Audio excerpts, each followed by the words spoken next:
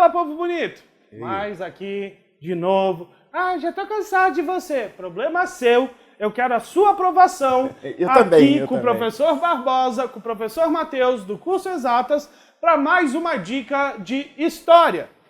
E agora falando do que, professor? Vamos falar das reformas religiosas, né? Dentre os acontecimentos marcantes do período inicial da Idade Moderna, que transformaram a Europa, a reforma religiosa integra um importante espaço. Eu vou ser bem objetivo. A dica inicial para você é quais são as causas da reforma religiosa. Por que a reforma religiosa teve início na Europa? Em primeiro lugar, era crescente a insatisfação, inclusive de cristãos, com a crescente opulência da Igreja Católica.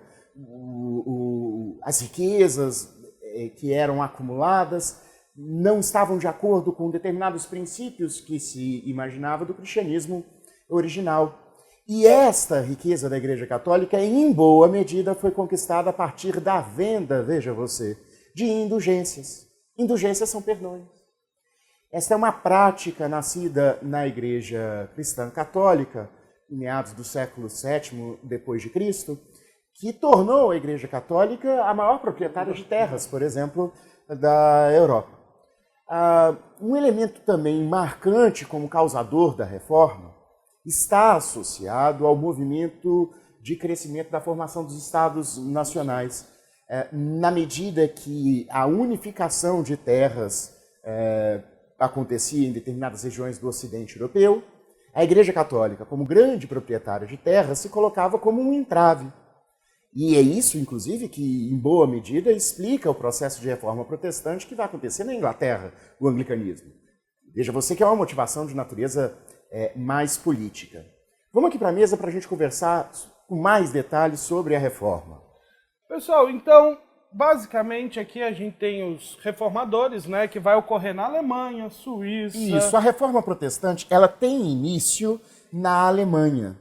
É Martinho Lutero, monge agostiniano, homem, portanto, conhecedor do interior da igreja, quem deflagra o processo de contestação a determinados elementos da Igreja Católica. As suas 95 teses, expostas à frente da igreja na qual ele trabalhava, na Alemanha, são deflagradoras do processo reformista.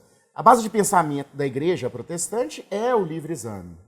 Ou seja, é a habilidade que o homem confere a si próprio de não depender necessariamente de uma instituição como a Igreja Católica para se relacionar com Deus. Agora, atenção para você, meu jovem candidato que vai fazer a prova do PAS 1, é para o calvinismo. Muito cuidado com aquelas questões que associam todas as igrejas protestantes ao desenvolvimento da burguesia, à justificação da atividade capitalista. Guarde esta informação.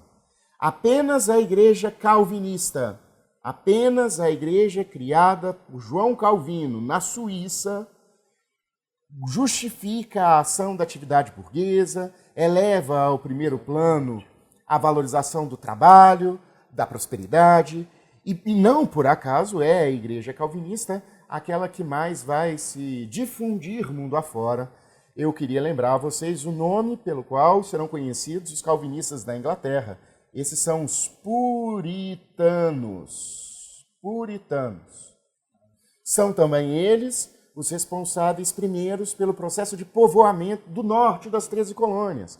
Lembra que a formação dos Estados Unidos, originalmente, na região ao norte, foi de povoamento. E de perseguição, por isso que eles acabam vindo para lá. Tanto que a gente tem o inglês, né? O inglês um tanto quanto safado, né? A gente pode usar esse termo. Ele tinha uma motivação clara e só que a gente atribui a ele uma motivação errada também, pessoal. Porque a grande questão, como o professor Barbosa falou aqui pra gente, era a concentração de terras na mão da igreja.